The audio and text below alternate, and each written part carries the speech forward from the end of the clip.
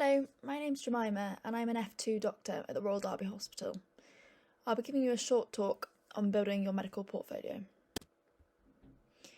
So I've been asked to give you a talk to help you understand the point system that's used in our medical careers and give you a few ideas on what you can do now during medical school to make your life easier in the future. So some of you might be familiar with this already, but if you aren't, I can reassure you that I had no idea about the point system at medical school and would have appreciated a bit of guidance, hence the point of this talk. So we'll touch upon how your career may progress after medical school, why it's good to think about the self-assessment, and also look at the domains that are used, and I'll introduce myself so that you have someone you can contact for any questions you may have now or later on down the line, because I'm always keen to help. So this is a quick flowchart to show you the next few years of your life from medical school and beyond. And of course, there are years beyond the purple boxes into higher specialty training and then consultancy posts. But for now, I think it's keen to concentrate on the next couple of years through medical school and then beyond that. So at medical school, you're obviously there for 5 or 6 years, and then you'll progress into your foundation years training, which typically lasts for 2 years, foundation 1 and 2. And then at around October times, this sort of time of year, during F2, applications start to open for training posts beyond. So I'm currently at this phase in my career, and my peers and I are deciding between which of the purple boxes to choose. A lot of people are taking time out, taking years out and doing F3s, maybe travelling, and others are going into training posts. So these applications work on an online system called Oriel, which is the same one that you use to apply for foundation training. And it basically shortlists people according to their self-assessment and scores. And it's these scores that we're going to chat about in this talk, because you can use things that you've done in medical school and even at school in some cases for the application. So you might be thinking, I'm in the middle of medical school, I've got my exams to think about, why do I need to think about these points on top of everything else? So as I mentioned in the previous slides, you need to accumulate points to kind of show off in your applications. The self-assessment and scoring system is something that nobody really talks about at university because there's so much going on, as you know. And in reality, many of you are actually already doing activities and things that will help you in the future. For instance, if you're part of a society, if you play sport, these are all things that can count. So if you evidence them now and get the right documentation of these things and be aware of how they can count, it will really help you. In any case, if you aren't doing sport or any committees, that's fine. But just getting an idea of the domains will help you maybe pick up these roles if you fancy in the future. But please don't worry if you don't have time for this or you don't want to, that's absolutely fine. I've got peers who have gone through to F2 and they haven't done anything yet, so it's nothing to worry about at all. It's just to give you an idea. So the scoring domains vary between each specialty, and some are more specific than what's documented there, but for the sake of this presentation, we'll just discuss the general domains that can be picked up in most specialties. So these are presentations, publications, teaching, quality improvement, leadership, and also commitment to specialty. So I'll start off with leadership, as I think this is a great one to think about at medical school and early on in foundation training as well. And it's also good to gain evidence of how you can make an impact in the leadership role that you may have and the changes you've made during this role. And interestingly, this section doesn't need to be related to medicine. It can be sports, charity, or scouting things, anything. For example, if you're captain of the university sports team, if you're a committee member on a society, treasurer, president, anything. If you're an ambassador for a charity maybe, or student representative of a society, any of those will count.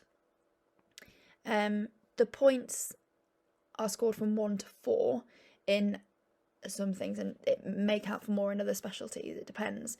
But you basically will get more points depending on what level of role you have. So if you've got a local leadership role, for instance, a university role in a committee at university, that counts for some points, and you get more points the further up you go. So if it's a regional role, if it's a national role or an international role, so that's also something to think about.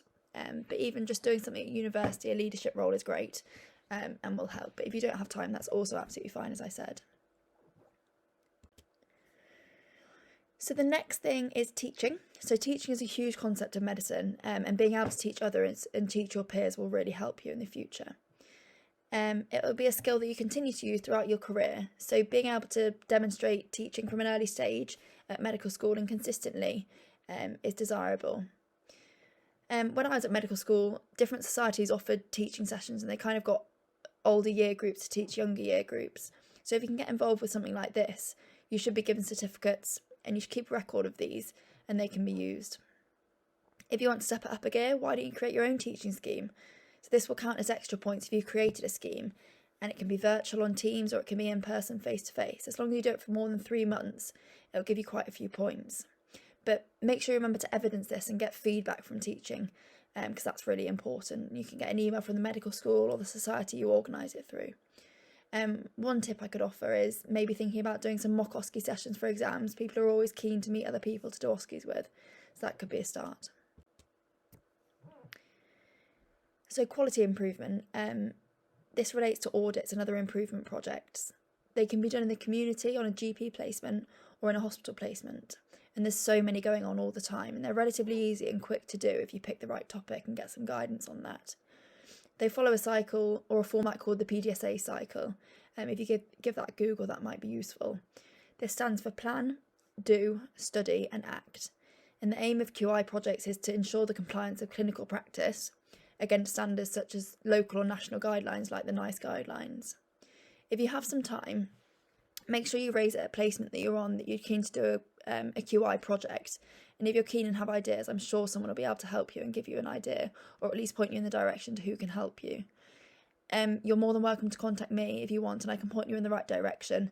And Mr. Abdul might be able to offer you some as well, so don't hesitate to ask. The next section is prizes. So they're a cool thing to think about, and there's lots available on the RSM website if you Google that. Often they ask for kind of essay prizes up to 3,000 words, and if you choose ones that are only available to medical students, or even just foundation doctors and medical students, then you've got more odds of winning. And I don't think many people apply to these, so if you just give it a shot, you might be really pleasantly surprised. The next section is commitment to specialty. Now at medical school, a lot of people don't necessarily know what they want to do. Others have a bit of an idea, and this can be daunting. I know I was still am actually really worried about what am I going to do in the future. I've got no idea what's going to suit me. Where do I focus? And that's absolutely fine. And actually having a wide base of ideas is useful.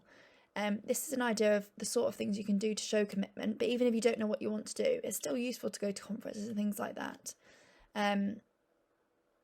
If you have an idea of either surgery or medicine, say, you can go to conferences related to these and do volunteering, and it's quite cheap to go to conferences as a medical student. You'll get discounts. So if you can do it in med school and you know that you want to go to a couple of conferences, then that's great. And some are often online, so you don't have to pay for travel and things like that. The next thing to think about would be presentations. The sort of thing we're talking about here is something as simple as an interesting case you may have seen on placement that you can present to other peers, or an interesting topic that you find useful for other people to learn about, you can present. Or you can do quality improvement projects. If you've done that, you can present your findings. You can basically present anything. You could do it at a handover, which would count as a local presentation, or for more points you could do bigger presentations like national or international conferences type things, but the local ones are quite easy to do and they're really informal. People will be more than happy to listen because we're used to having presentations and we have to do them ourselves. So please don't be intimidated just because you're a student. We'll give you an opportunity to practice your presentation skills during the SSM if you'd like as well.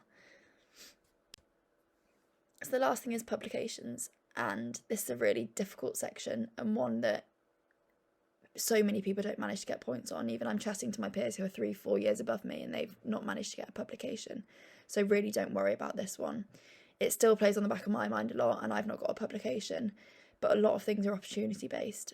And if you're given a project by a senior that might be able to go to publication, snap it up because they're really rare.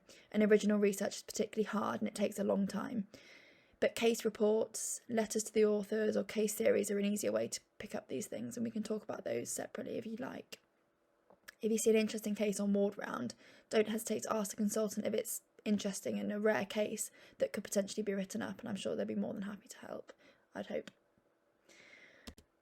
So that's all. That's my tips for today. Thank you so much for listening. I really hope this was a good taster of the sort of things you can do and give you ideas of what you could do at medical school. But please don't worry about anything that I've mentioned. It's so overwhelming and loads of people haven't done anything, even coming into the F2 years. Some of my peers haven't done anything. But I just wanted to give you the opportunity to chat about these things so that you might be able to plan for the future. And if you can do even just one of these things that I've suggested today, that may help. And if you can't do anything, that's also absolutely fine. You can use this presentation for the future, and you've got my contact details here to ask me anything else, and I'll be more than happy to help. So just keep going with med school, enjoy your SSM, and I'm sure you'll do well. Keep it up.